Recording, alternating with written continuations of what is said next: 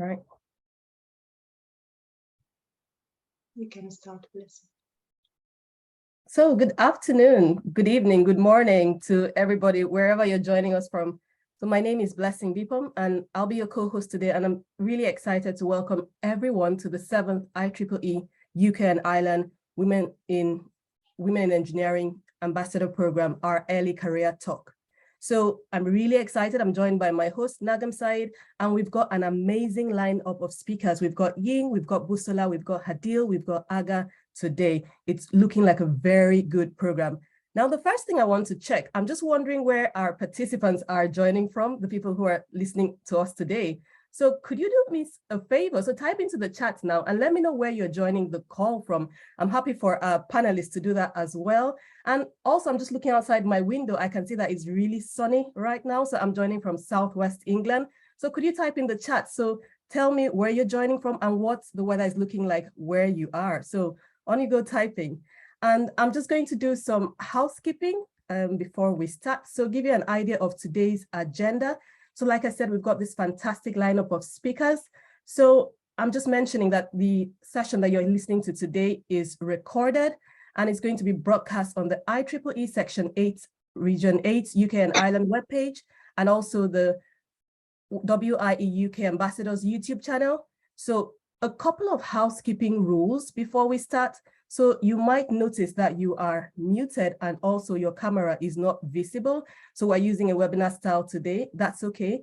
Now, I'd also like to mention, if you have any questions that occur to you during the talks, please do type them into the Q&A chat box and we'll address those after each presentation. So you notice here we've got 4 speakers. So when you're typing the question, please put in the number of the speaker. So if you speaker 1, 2, 3, or 4, that just helps us to channel the questions to the right speaker. So I'll be keeping an eye on the Q&A box as we go through the session, and we'll try and answer your question after each of those 4 presentations.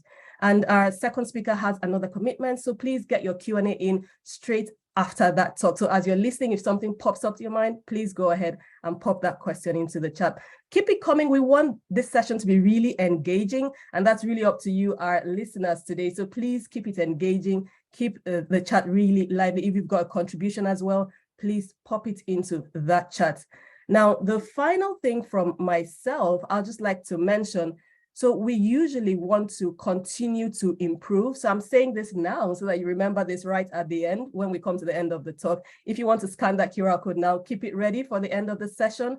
We want to hear your feedback. We want to hear your say, and we want to continue to improve. Like I said, this is the 7th event and we have been improving. It doesn't look anything like the first time we started. That's because of your feedback. So please scan this code or take the link, and at the end, we want to hear your feedback. We also have an e-certificate of attendance. So if that's something you'd like, there is a space for you within that survey to pop in your email address if you would like that e-certificate. So I'm now going to hand over to my host, Nagham Saeed, who will open this event for us. Over to you, Nagham. Thank you very much, Blessing. I'm Nagham Saeed. I'm the IEEE Women in Engineering United Kingdom and Ireland Steering Committee member. I am the Early Profession Worker Group lead and also the Ambassador Scheme lead. Our activities not only promote women in engineering and technology, but also aim to create a culture of diversity and inclusion. The Ambassador and Student Network works with the IEEE Women in Engineering United Kingdom and Ireland Committee to improve outreach and to propose and manage a new project that support the committee's aim. Therefore, students' input and the audience input is essential for us. We want to reach out to engineering and computing students and support as much as we can. I would like to welcome and thank everyone joining the 7th Early Career Talk workshop organized under the Ambassador Scheme. A warm welcome to our speakers and our audience from all over the world. As I always say, this workshop is a unique experience to witness short talks about the recent development in the technology and research in industry and academia. Today, talks tackle different technical subjects: power electronics, data analytics, Internet of Things security, built environment. So I'm really looking forward to listening to today's talk and enjoying a fruitful discussion. Back to you, Dr. Blessing. Thank you very much, Nagham. Thank you for that opening and just providing more information about the event.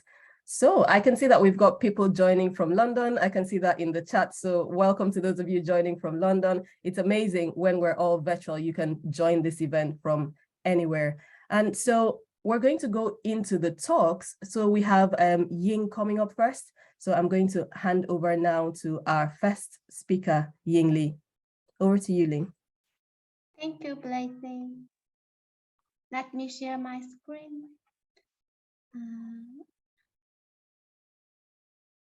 Can everyone see my screen? Yes. Okay, thank you. Hello, everyone. I'm Ying Li, a research fellow from the University of Nottingham, UK. In the past several years, I mainly worked on the design and control of very high-frequency DC-DC converters. Today, I would like to share some ideas on the control schemes for the very high-frequency DC-DC converters with efficiency improvement. Firstly, please let me introduce myself. I got bachelor's degree in electrical engineering from Nanjing University of Aeronautics and Astronautics in 2014. After that, I pursued a PhD degree in power electronics and graduated in 2020. After graduating from the Nanjing University of Aeronautics and Astronautics, China, I worked as a research fellow in the Power Electronics and Machine Center, University of Nottingham, UK. My research area is power electronics, mainly focused on the high-frequency DC-DC conversion. It's a great honor today to give the presentation here and share some of my work with all of you. My presentation contains 5 parts. Firstly, let's begin with the background. So what is power electronics? It is a study that utilizes electronic power devices from converting one form of electric power into another form of electric power with proper control. For example, in our daily life, we need to convert the AC grid energy to suitable DC level to charge our portable devices like a laptop, iPhone, etc. We also need to use power electronics to convert and feed the renewable energy into grid. Nowadays, we can also see many charging stations for electrical vehicles, and this is also relied on the development of power electronics. As we mentioned, power electronics is mainly based on the utilize and control of electronic power devices. So increasing the switching frequency of these power devices can help improve the dynamic response of the conversion system and reduce the size of the passive components and improve the power density. Recently, very high-frequency DC-DC converters, which can help improve the dynamic response and reduce the size of the system, are becoming more and more attractive, with the switching frequency ranges from 30 MHz to 300 MHz. In such a high switching frequency, the conventional control schemes for the power systems are no more suitable now, and some new control approaches are proposed. So the basic one is the constant switching frequency on-off control for the very high switching frequency power converters. Next, I will firstly introduce the basic idea and the efficiency problem of the constant switching frequency on-off control, and then to modify the control schemes will be presented to improve the efficiency. So the right side is the schematic diagram of the constant switching frequency on-off control. The red part is the main circuit, which converted the input voltage V in to the required output. We will not focus on the main circuit today, but mainly introduce the control part. In the constant switching frequency on-off control, we need a hysteresis comparator and a gate driver, with the enable function. And the left side will show the key waveforms. Here, the EN is the output of the comparator, and it also serves as the enable signal of the gate driver. VGS is the drive signal of the power devices in the inverter. IR is the resistor current in the main circuit, which indicates the input power the converter gains from the source, and PN is the input power. By using the hysteresis comparator Two output voltage thresholds are set, that is VH and VL. When the output voltage, that is VO, is lower than the lower voltage threshold VL, the enabled signal is in high level, which means the converter is activated and it operates with constant switching frequency. And this mode is named as on mode. During on mode, the input power P in is higher than the load power PO, making the output voltage increases. When the output voltage increases to be higher than the upper voltage threshold VH, the enable signal will go to low level and the converter stops working. The output capacitor supplies the load and the output voltage VO reduces. By operating in on mode and off mode alternatively, we can control the output voltage in the voltage range from VL to VH. This is the basic control strategy of the very high frequency converter.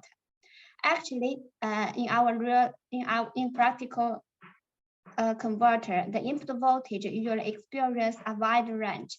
Let's take the waveform shown at the left side at the waveform of the converter at lower input voltage, and the right side shows the waveform with high input voltage.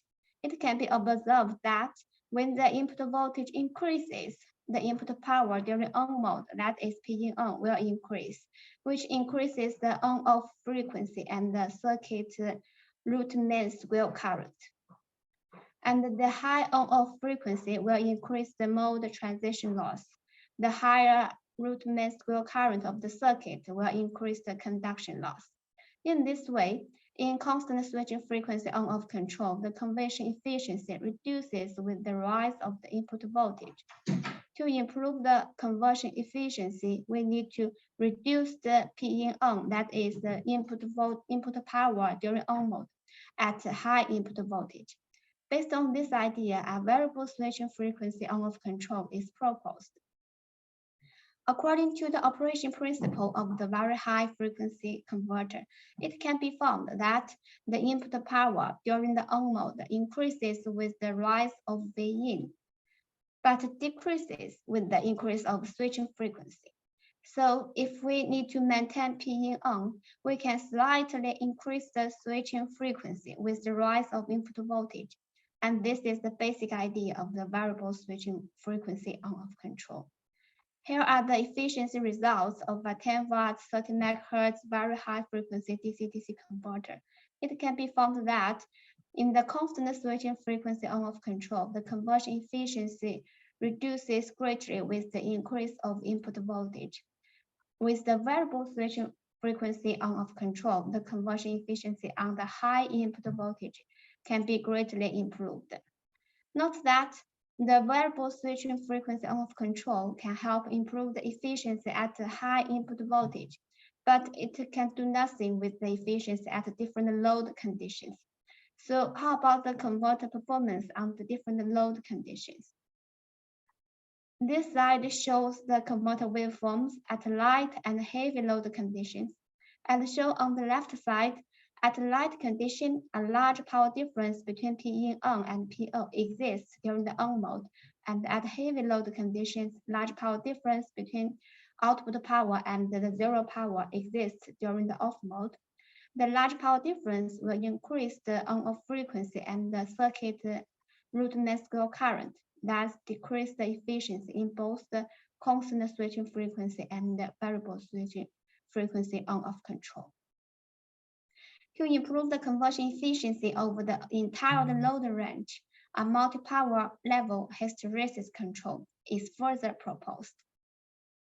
As discussed before, in on-off control in very high frequency DC-DC converter, the P on reduces with the increase of frequency. So different frequencies give different power levels. Several frequencies can be pre-selected and stored in the controller in a specific input voltage and load condition. Two frequencies with the power level closest to the load power are adopted to drive the converter. With this idea, the power difference between the input power and the load power will always be minimized. Therefore, the conversion efficiency can be improved. Here we show the converter waveforms at different load conditions with the 3 control schemes. The yellow one is the enable signal, the turquoise one is the output voltage ripple, the red one is the resonant current, and the blue one is the resonant voltage.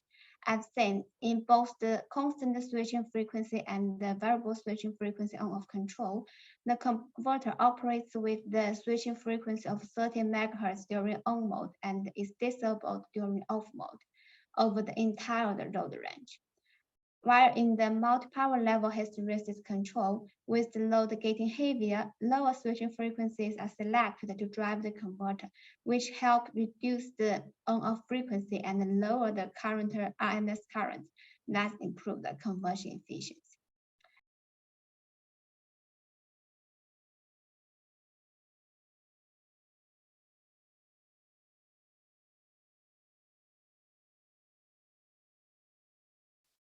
I think, Ying, you've just gone on mute.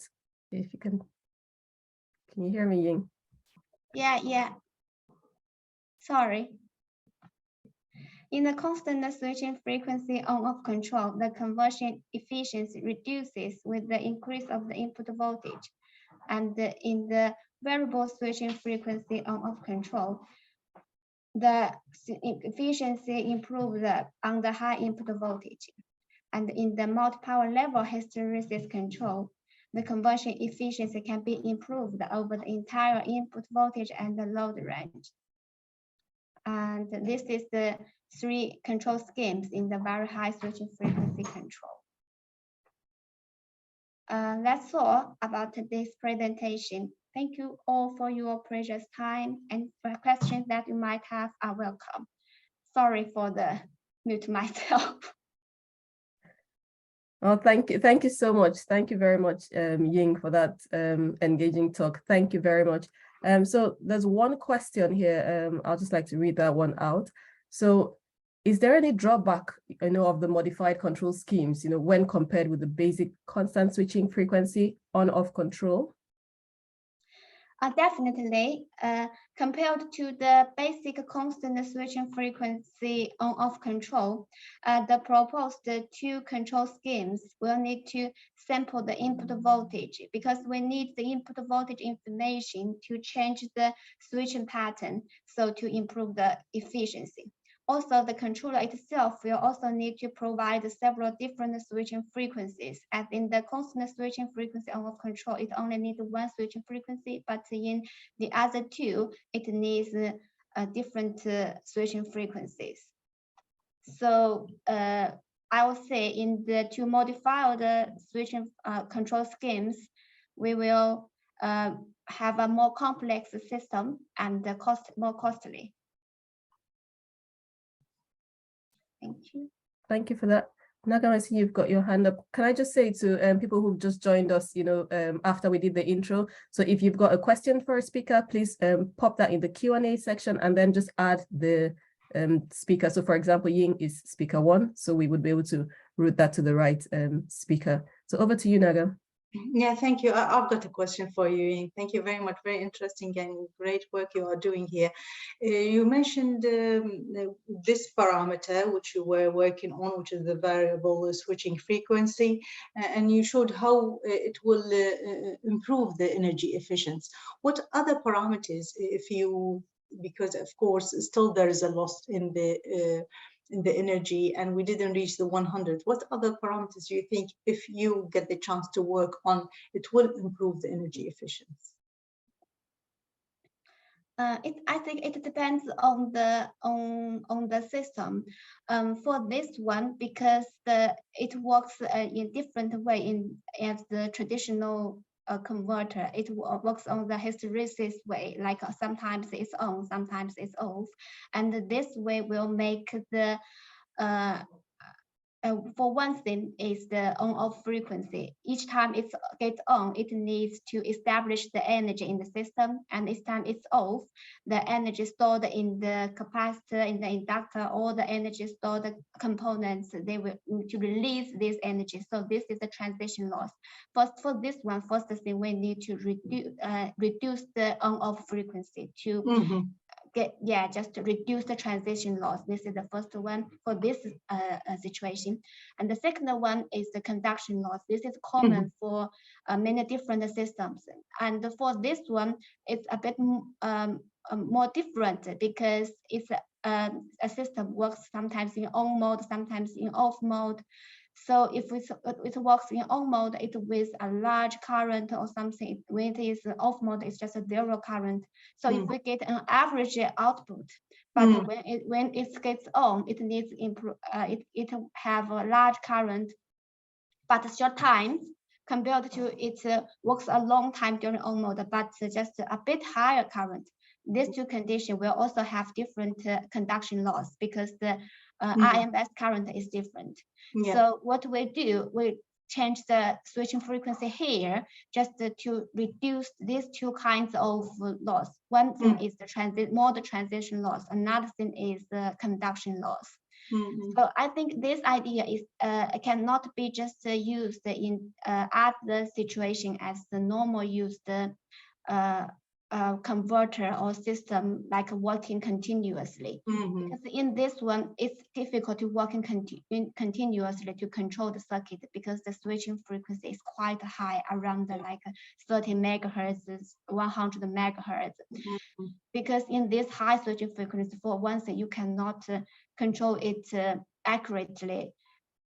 And you cannot have a very fast, very advanced controller which can change the duty cycles very precisely. So we use the on-off control here, and with the on-off control we have specific problem is the efficiency problem. So we use this kind of thing to improve the efficiency. For the normal system, I think the conduction loss is also a big thing. But sometimes we cannot use changes switching frequency to help with that because the switching frequency will also change the design, the size of the whole system, the EMI problem. But for here, it's a bit different. We just need to change a bit. Maybe 30 megahertz to 31 megahertz, it will make a big difference. So a system which meet the objectives, Depends. Thank you very much. Thanks. Great. Another quick question here, just before we go on to the next speaker. So Ying, this one is for you. So can the multi-power hysteresis control always be located in the optimized switching frequencies with different load and input conditions? Yes, because you can see we would like to control the output voltage within the hysteresis bandwidth like this. This is the up voltage threshold, this is the lower voltage threshold. So only in the optimized switching frequencies, then the output voltage will go up and down alternatively in on and off mode. So by sampling the output voltage and since the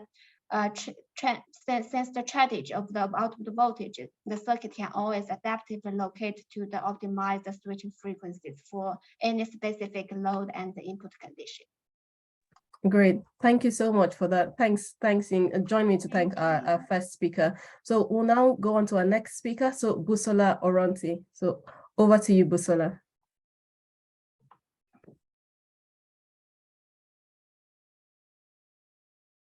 Hello, everyone. Thank you. I will just, thank you, Blessing. I will just share my screen.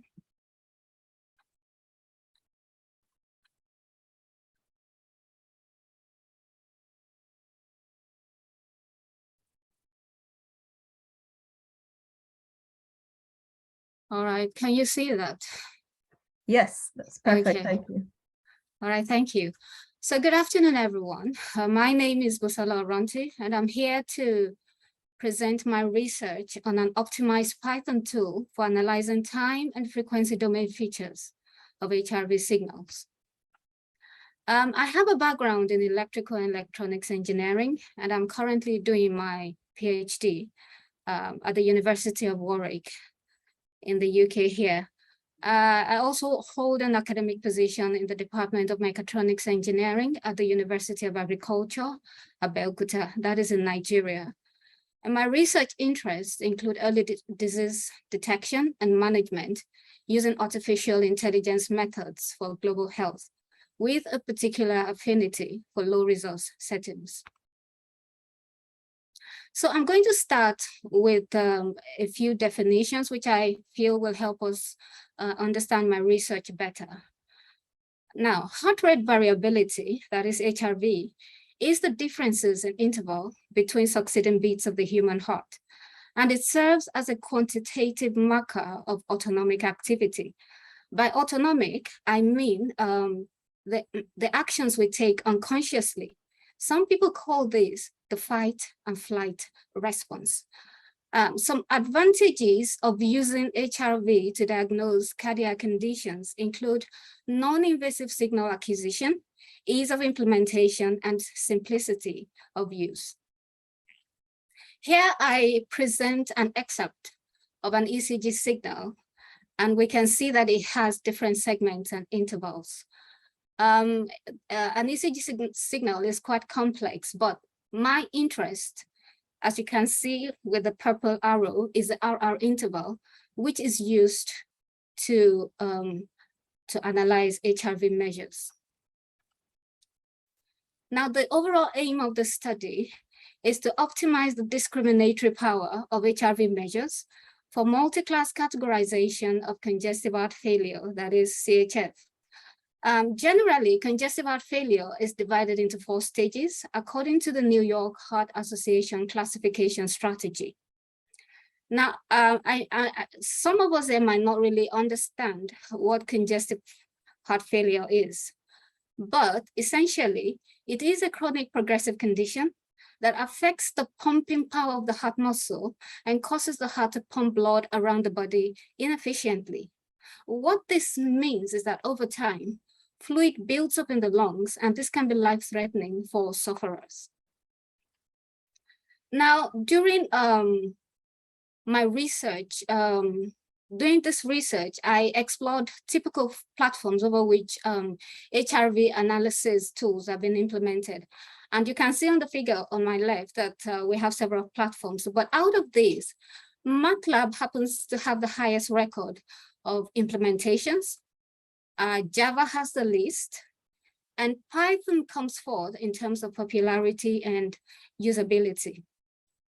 Now, this presentation is on the development of a Python tool for HRV analysis.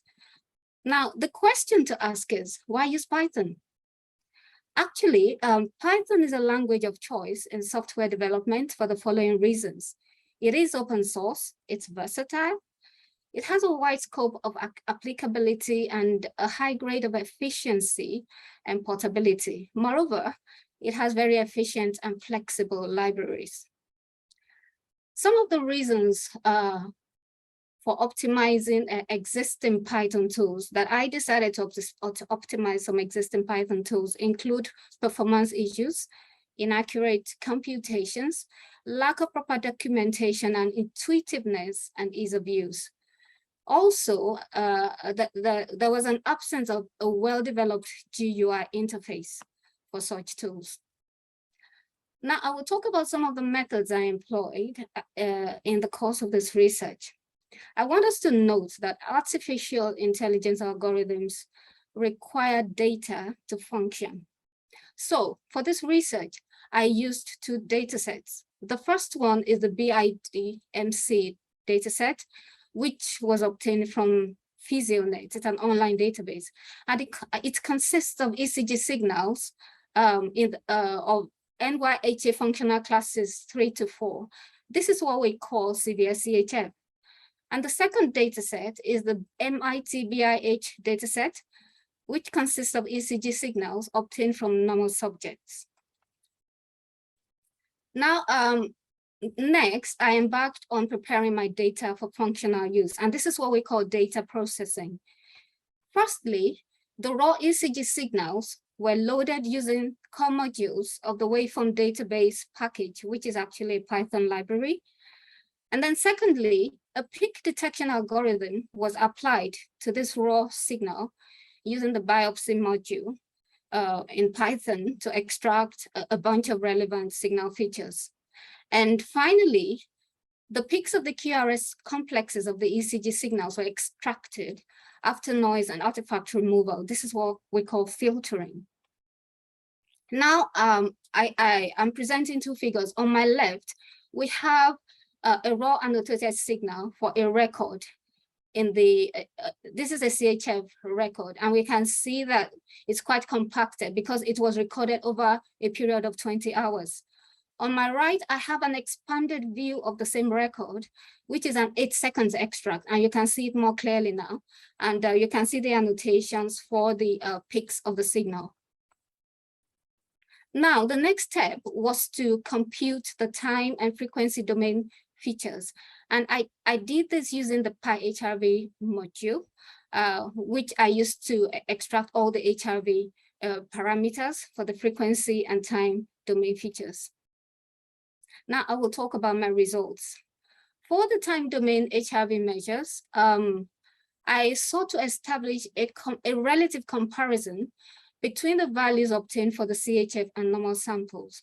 And to do this, I obtained normative time domain HRV measures from literature, that is published work. And I now compare these values to the values I obtained with the tool I developed from the CHF and normal samples. Also, for the frequency domain analysis, CHF and normal signals were analyzed over a range of frequencies, that is from very low frequency to low frequency, and then high frequency. Now, these different frequency ranges signify different autonomic conditions. And to do this, the power spectral density estimations of the CHF and normal signals were calculated using 3 methods, specifically the Lumpskagel, the WELK, and the autoregressive analysis. I will show you some of these figures later. Here I have a comparison of the normative ranges, which I obtained from literature, compared to the values I obtained for the normal samples after doing the HRV analysis with the Python tool. We can see that the comparison below. I will mention a few things about this later.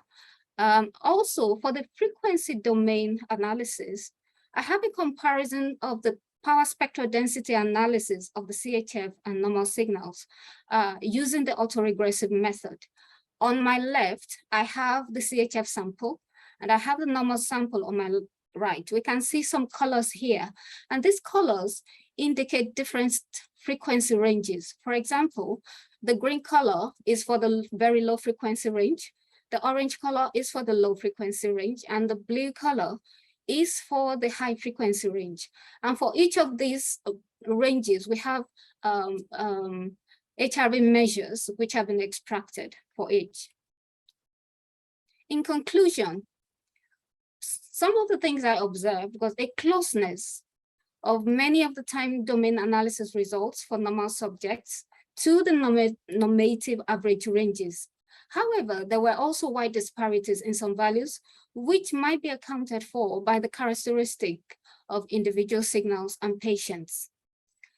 Also, values obtained for the CHF signals appear to be larger in almost all cases. I'm talking about the time domain analysis in this sense, when compared to the normal results. And finally, the frequency domain values for relative power, normalized power, peak frequency, and the ratio of low frequency to high frequency. Now, all of these are frequency domain measures, and these were the values that were obtained for these measures were relatively comparable across all the PSD methods that were implemented.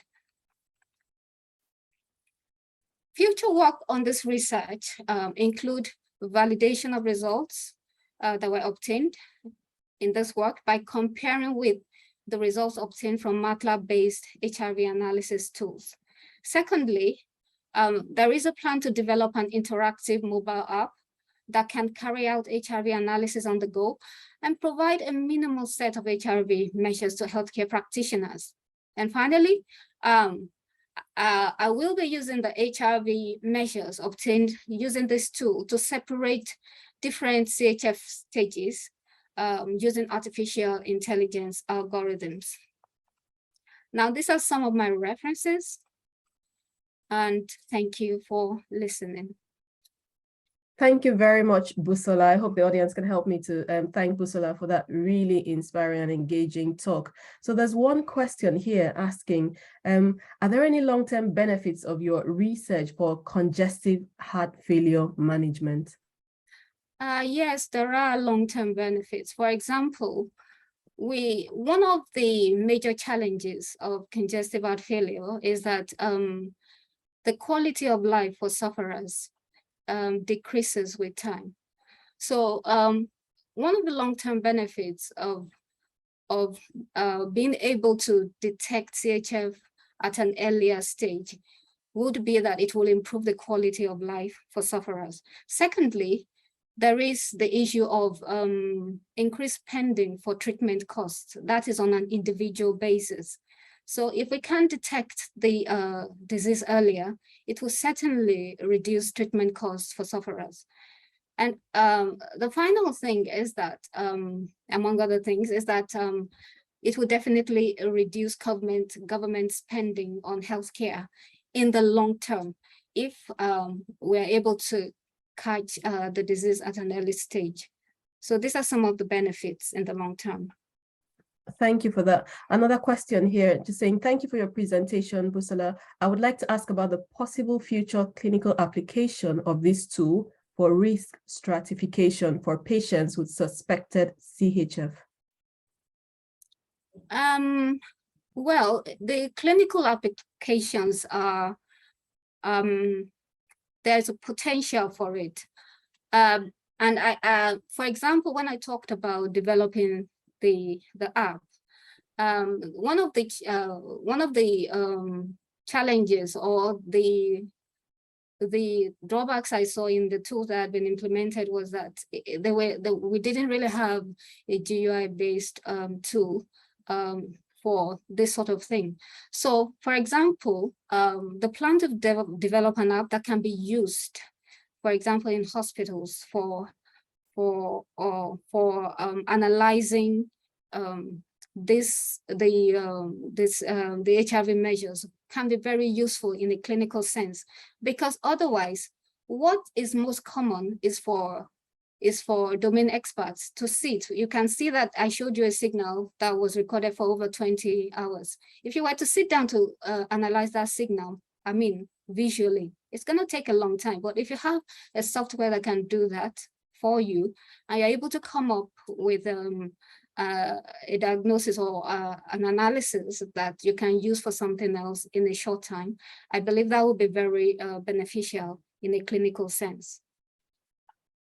Great, thank you for that, Busola. Another question here, how do you think your research can be translated into practical use by healthcare personnel? Well, the way I think that can be done is to have more interactions with healthcare personnel, domain experts. And because sometimes when you embark on a research and you are not, we do the things we feel is necessary, but sometimes when you involve domain clinical personnel, they have an input that can even make, that can even help you to develop a better product. So I believe that by engaging in, for example, part of further research that can be done also is to form focus groups where we can have discussions with clinical personnel on what has already been done and the ways in which it can be improved. I believe this can speed up this translation because you are really giving the people who are going to use the tool, you are giving them what they want. So these are ways in which this can be done. Great. So, Nagham, did you have a question? I saw your hand. Yes. I would like to thank Busola for this interesting presentation. And it's really very strange when we are talking about frequency. The previous talk, Ying, she's been talking about very high frequency, and you can see the difference in industry when we are talking about a very high frequency, and when it comes to the human body and the high frequency we are talking about. So just completely different understanding for high frequency in different fields, but very interesting research. I also did a little bit in that research in that area, and just want to ask about the data set, because I know that the data set you've been using is a data online, open access, and I know the challenges which you will face when you're gonna use a real data set. So any idea how you can overcome these challenges when it's the time for you to use a real data set from hospital? Maybe could you specify the kind of challenge you're because these online data sets, they already been given to you in a very nice format, and in spite of all that, you do the cleaning and you take away all the unwanted just period or signals. But with real-time ones, how you can overcome all these problems if you are going online with the mobile application, the one that you mentioned before, how that, any idea how that can be overcome?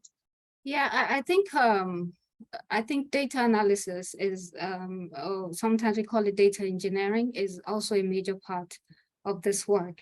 And I think that I don't actually see it as a challenge. If I'm given a data of that sort, there are, even within Python, there are tools that you can use to do this easily. The thing is just for you to know what you're supposed to use to achieve what you want. And so because when we're talking about data analytics, there's a lot to do with data, especially now. Is a major branch of artificial. It's not really artificial intelligence, but these are things you need to do before you go into the real artificial intelligence algorithms. So I think it's just getting to a point where you know what to use to get what you want. So basically that's what. So it's a challenge, but it's not like it's impossible. No, it's not. Good luck. Good luck. Thank you. Okay. Great, thank you so much. Thanks, Busola, for just answering all those questions. And that's our second speaker. So we'd like to go on to Hadeel next. And just to remind our participants who are watching the webinar live, please feel free, keep popping in your questions or contributions or things that have come to your mind as you listen to our speaker. So over to you, Hadeel. Thank you, Blessing. Let me just go ahead and share my screen.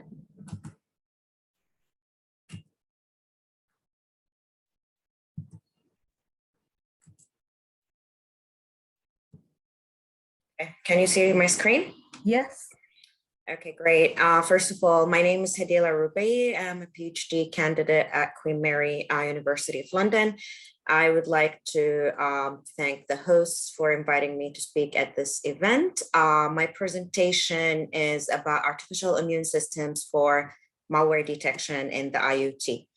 First, I'm going to start by introducing myself. I received my bachelor degree in information technology from King Saud University in 2011. I did my master's in computer science at Howard University.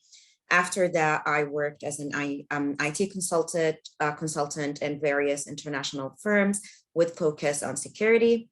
Then I started my PhD degree in computer science at Queen Mary University of London. I'm in my last year.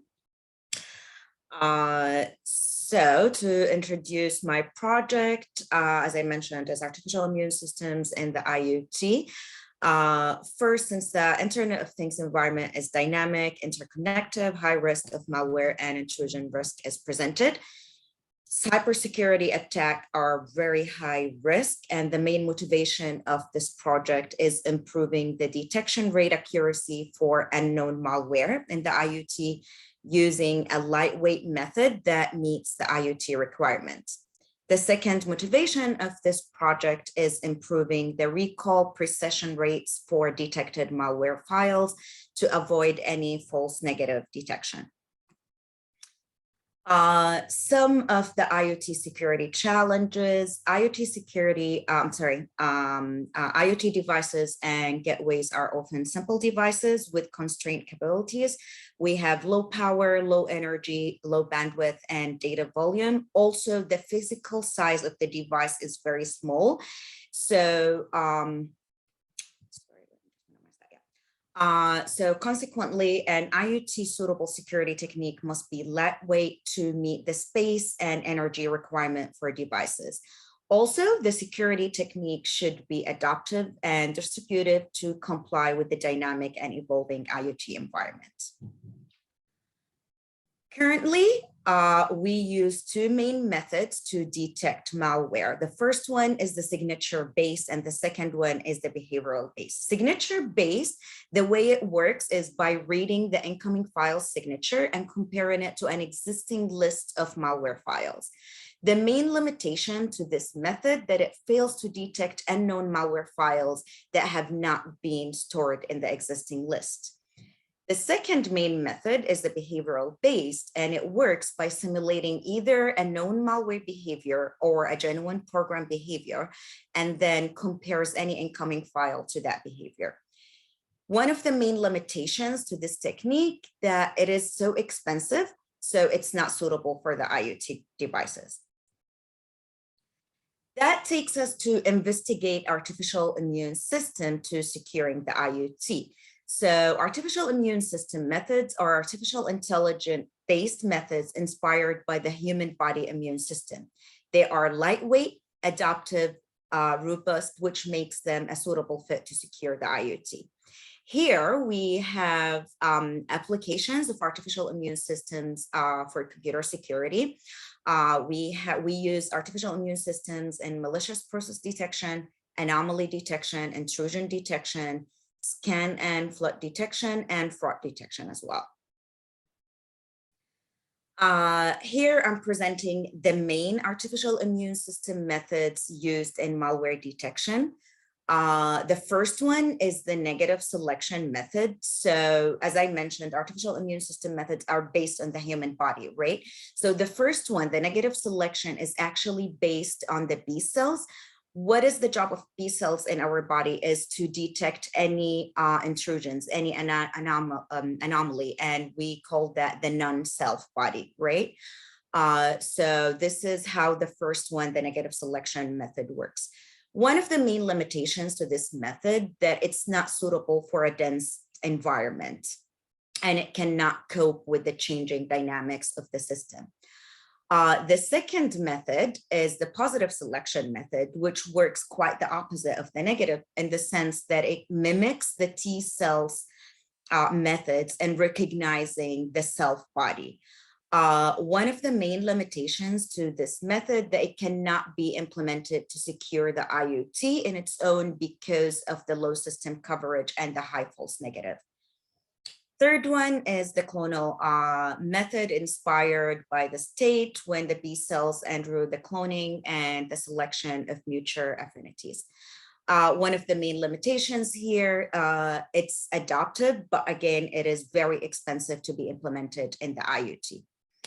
The last one is the artificial immune networks method.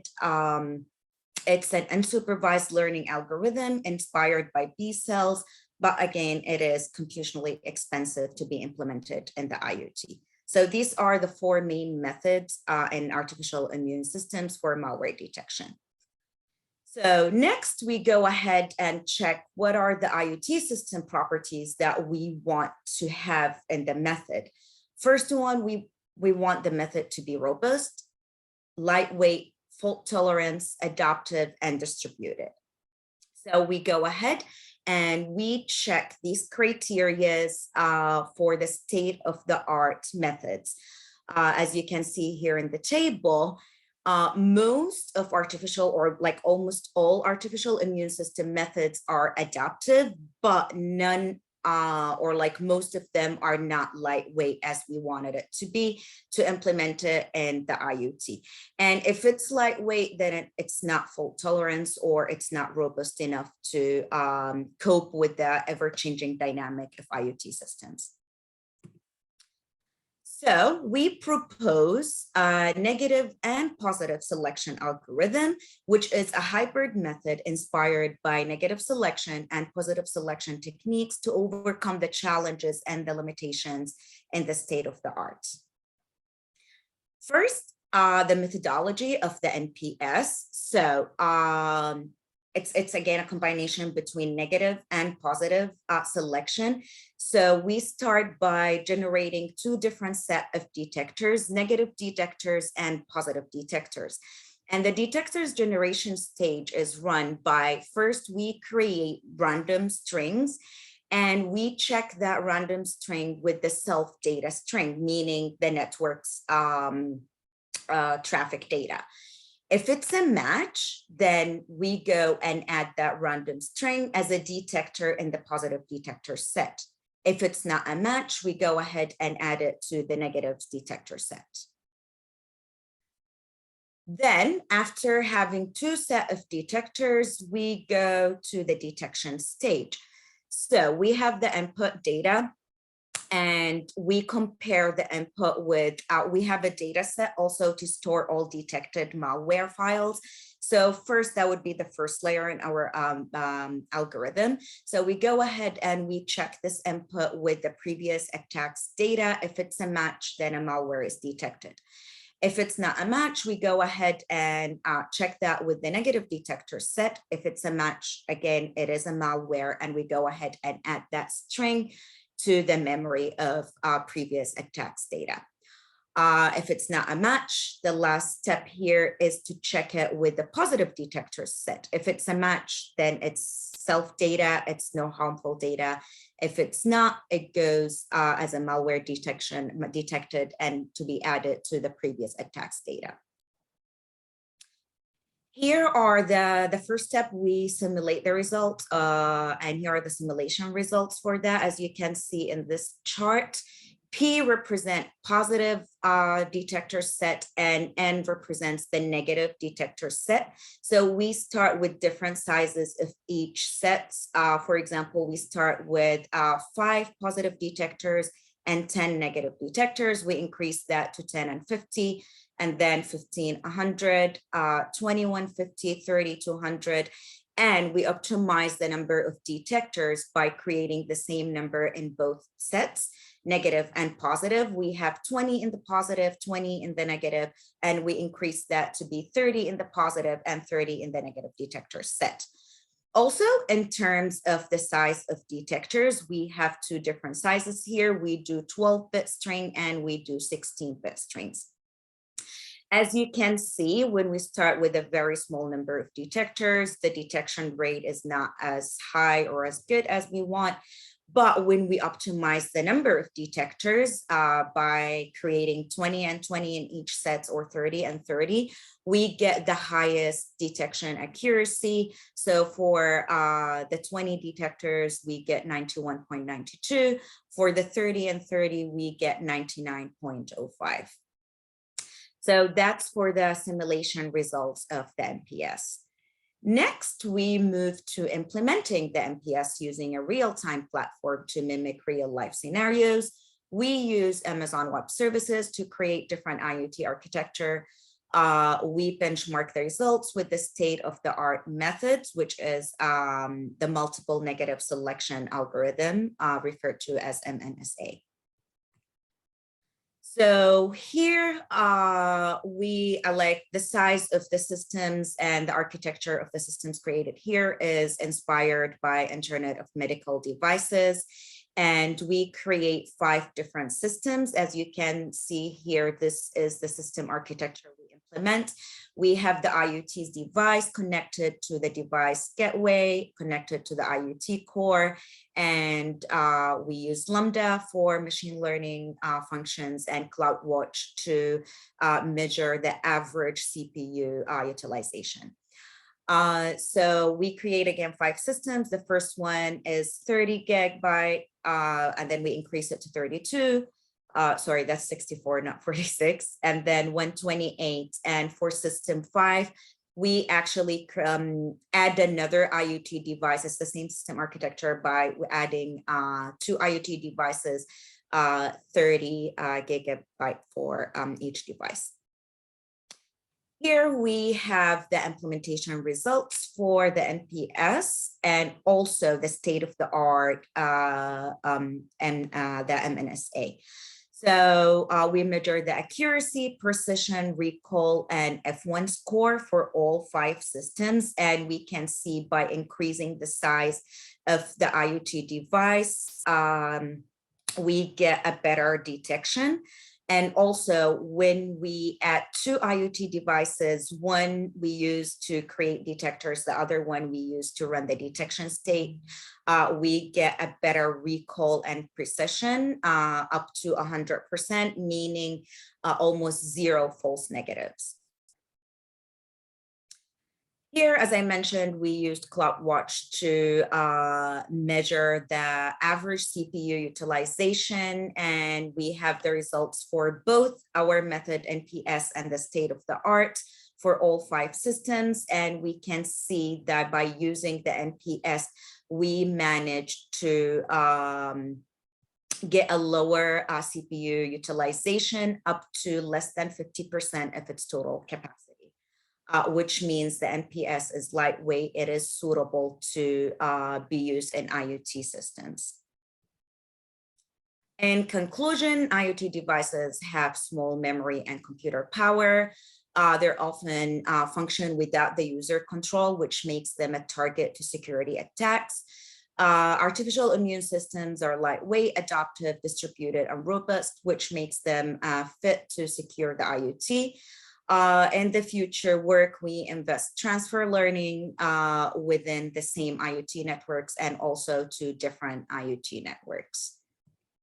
Here are some references, and thank you for listening. Please feel free to ask any questions.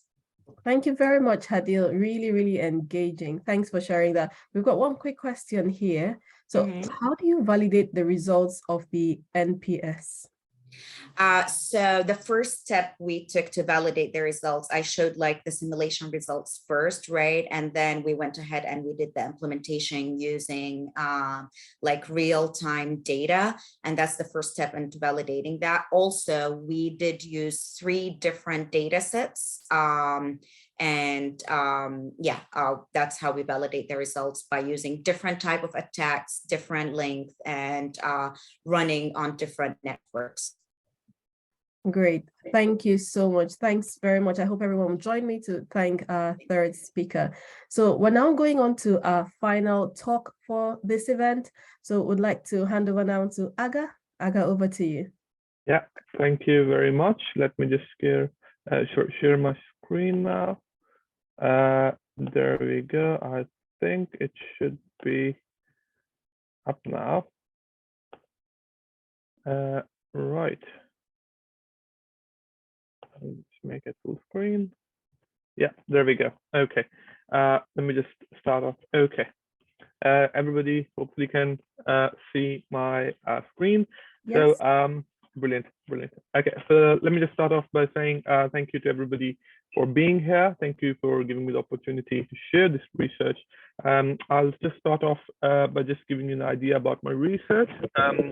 As you can see, it is focused on a comparative study, comparative study of market buildings under current and future weather conditions.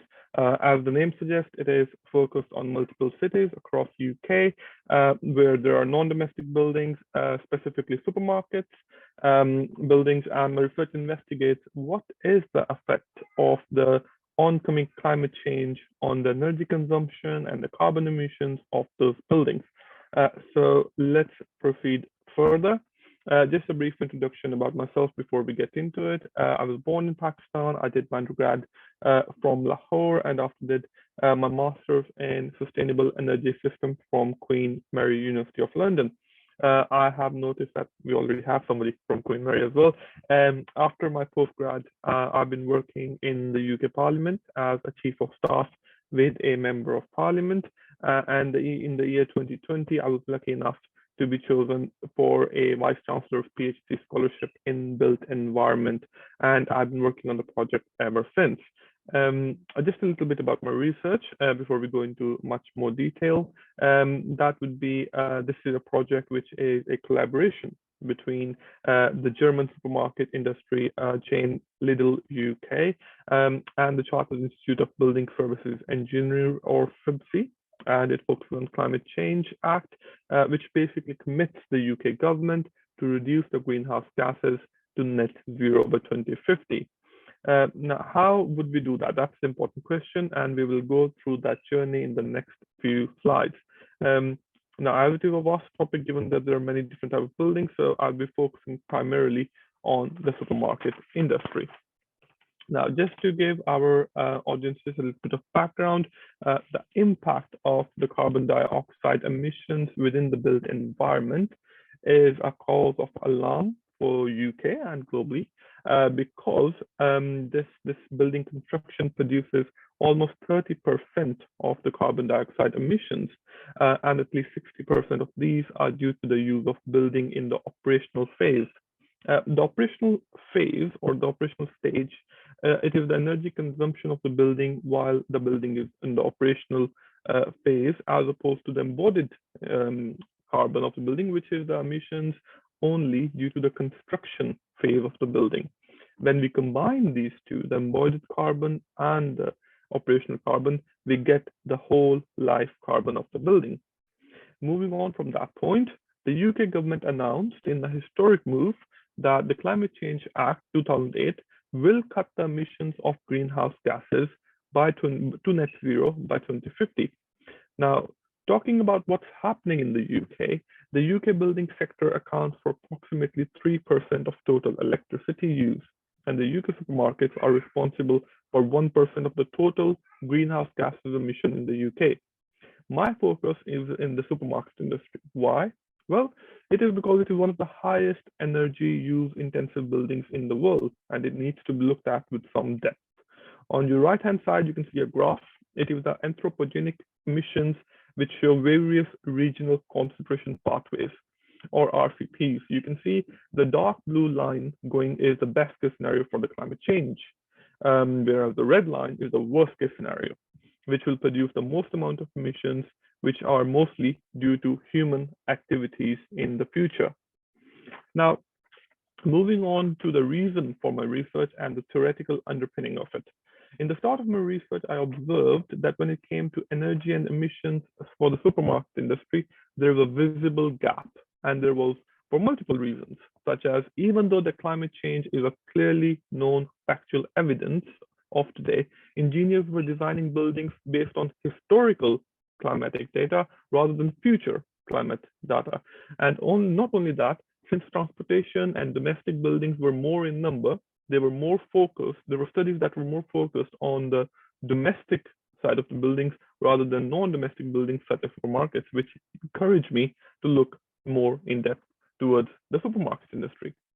As of 2019, there were more than 90,000 grocery stores in the UK with a market value of more than 282 billion US dollars. Now, all of this information gives rise for the need for quantifying the effect on supermarket building services under the future climate scenarios. As we know that it is impossible to foresee the future, but we have several working models of future climate, and it is my job as a researcher to assess these different possible climatic regions and see which one is most beneficial or harmful to our environment.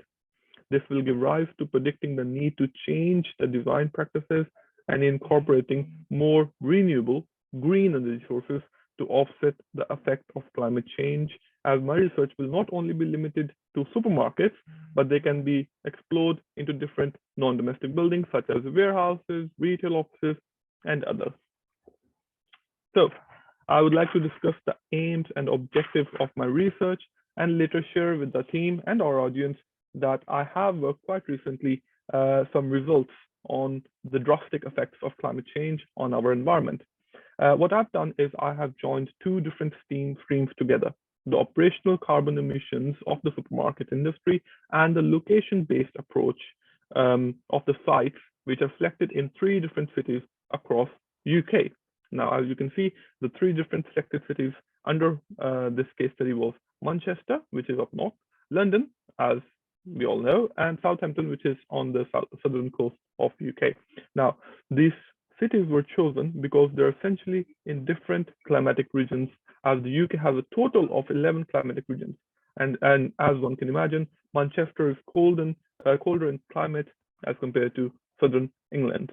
And all these different places will show us, due to the location, that there is a distinct difference in their energy consumption as well. Now, as a researcher, I focus on what could be the worst possible scenario, or how much extra consumption of energy and emissions could be observed as compared to the levels of today.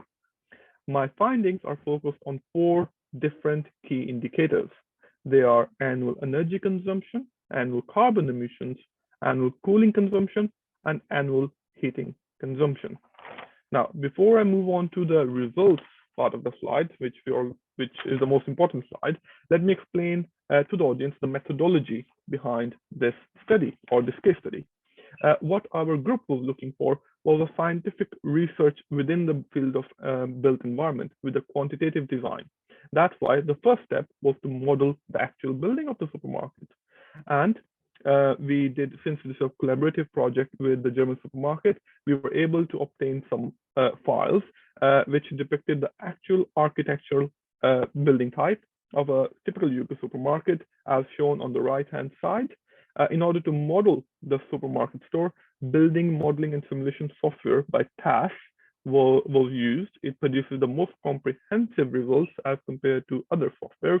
Another important tool that we needed was the weather files, current ones and the future ones. And for that, again, one of another collaborator, SIBSI, provided us with those for the cities of Manchester, London, and Southampton.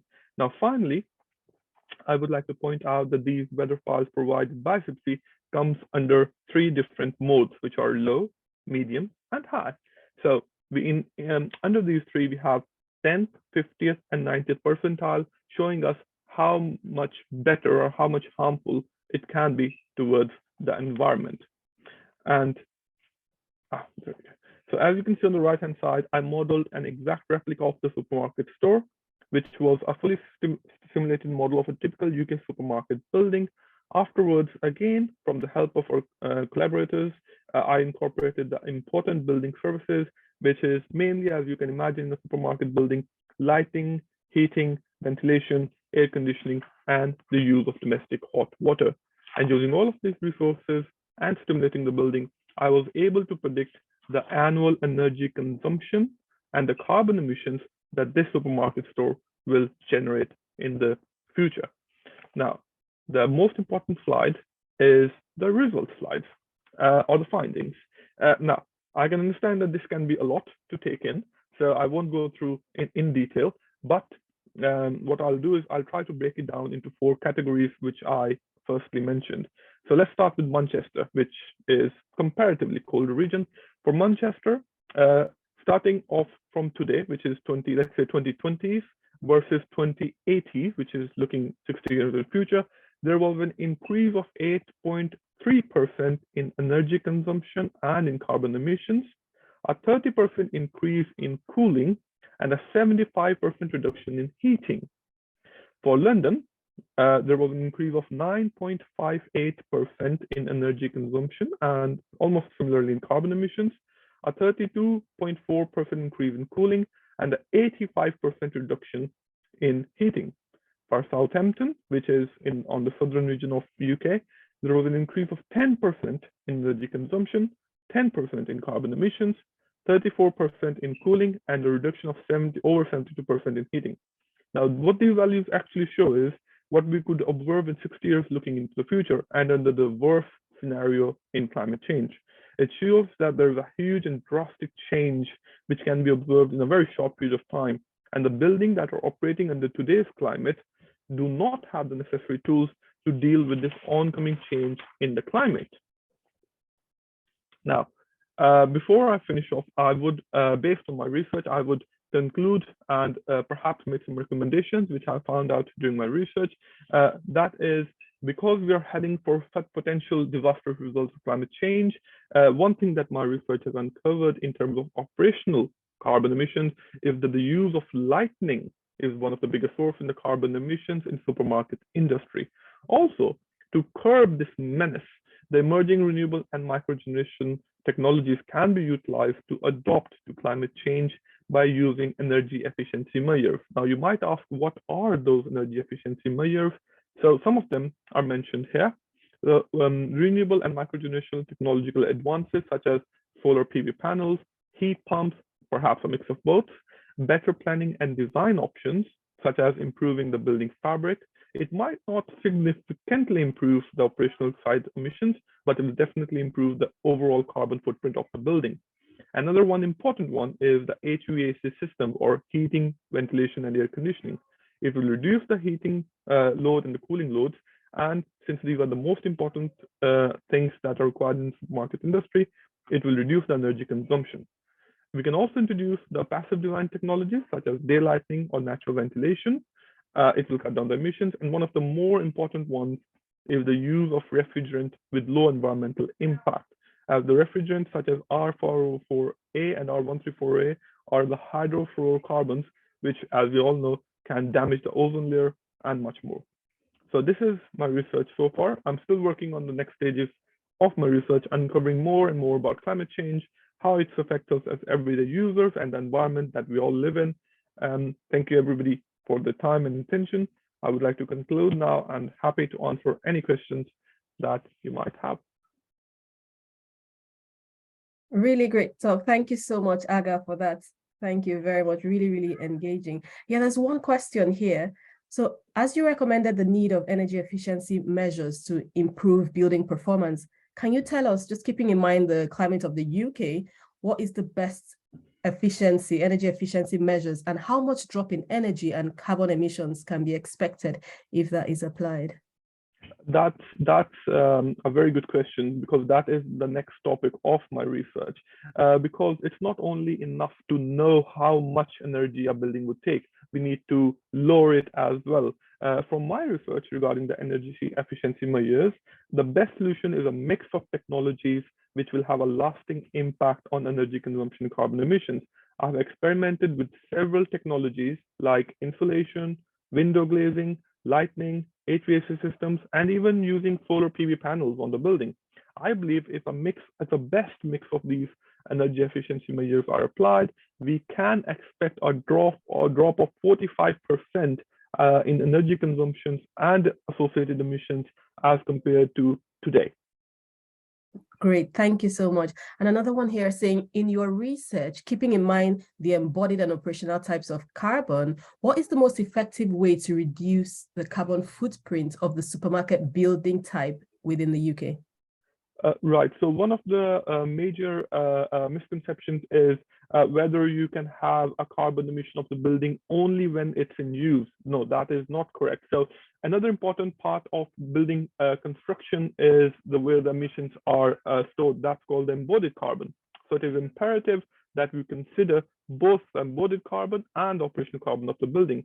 There is research being conducted now to understand more about the construction or embodied carbon within our university as well, and we have found out that we know very little about embodied carbon, and when they both work together, the embodied and operational, only then the whole life carbon approach of the building can be reduced. Great, thank you so much. There's another one, Hadeel. I wonder if we can come to you for that next one here. So that's around the talk that you gave. So how do you make the algorithm lightweight for IoT devices that has a smaller memory capacity? That's an excellent question, actually, and that's the next step of this study. So as I mentioned in the implementation, the smallest size of the IoT device is 30, right? Which might not be like very applicable to the IoT devices with way lower memory bandwidth. So what we're doing and investigating right now is to create the detectors using one IoT device with higher memory size, and then copying the created detector to a smaller IoT device and just run the detection stage on that device. So that makes it more lightweight in the sense that we're not implementing the whole model on the IoT device. it's only just the detector that's gonna do the classification for the malware files. Great, great. Thank you so much. This has been so interesting. And I wonder if our participants who are still on the call can just join me to say a very big thank you to all our speakers. That has been really, really engaging. And I'm sure you'd agree with me. So now, finally, just to ask everyone on the call, so please, we've got this feedback survey. There's a link there. We want you to have your say. You know, we like to get feedback so we can continue to improve and help to deliver better webinars every time. This is the 7th event. We've improved it over the time that we've been running the events for. So please pop in. You can scan that code now, use your phone, you know, just turn on the camera and put it on that scan that code now. It takes you straight through to that form. Or Nagham, I know you popped a link into the chat, so please, I'm happy for you to pop that again for people who haven't got that link. So please go into that feedback form, fill in the survey, and just let us know what you thought about the event. A reminder that all this, the event is being recorded, and it will be popped on the channels that we've mentioned in the chat message. There is also an e-certificate of attendance, so please feel free to provide your email within that evaluation form if you want to receive an e-certificate after the event. And now I just wonder if you can just join me to thank Nagham, Ying, Busola, Hadeel, Agha for very stimulating talks. And I'm going to pass back now to Nagham just to close the event. Thank you, Dr. Blessing. So I would like also to thank our speaker, Dr. Ying from University of Nottingham, the final year students, and wishing them all the best. Busola, University of Warwick, Hadeel, Queen's Mary, Agha, University of West London. I wish you all the best with your PhD. I know Hadeel, maybe she will be a doctor very soon. So I'm very pleased to have you all today, and I really enjoyed the valuable talks, and I'm really thankful for our audience for the active discussion. I would also like to thank the Industrial IoT Research Group and the Women in STEM at University of West London for sponsoring and promoting our related events.